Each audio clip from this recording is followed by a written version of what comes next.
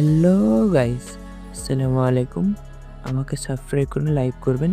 আমি আর বারবার বলবো না এগুলো কথা। তখন আমরা মূল টপিকে চলে যাই। ব্লুলক একটা জনপ্রিয় ফুটবল এনিমি। এটা একটা ফুটবল প্রজেক্ট, কিন্তু এখানে গোলের চেয়ে বড় জিনিস হচ্ছে ইগো। ইগো মানে তো বুঝতেছো, রাগ। রাগ ও শক্তি দুটাই মাঠে প্রবেশ করানো, এটাই বোঝাচ্ছে ইগো।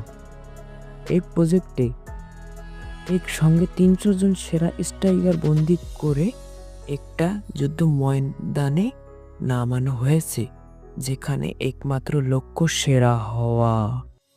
আর যে হারবে তার ফুটবল জীবন একেবারে শেষ।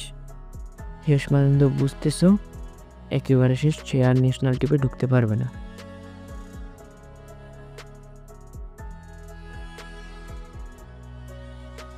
আর একটা কথা, প্রজেক্ট ব্লুলক কি?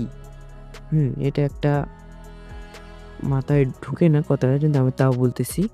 জাপান জাতীয় দলের বিশ্বকাপ ব্যর্থতা।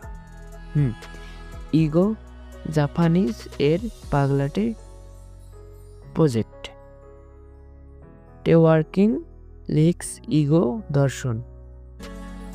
আমি বুঝিনি, তোমরাও বুঝবে না।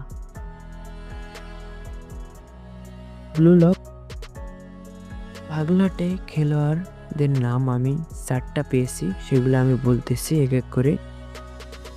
বারু ইগো কিং, চিনোকে, রিন, বাজিরা, নাগি। ব্লুলক আমাদের শেখায় কি শেখায় জানো? ব্লুলক আমাদের শেখায় সেরা হতে হলে শুধু ট্যালেন্ট দরকার নেই, ইগোও দরকার।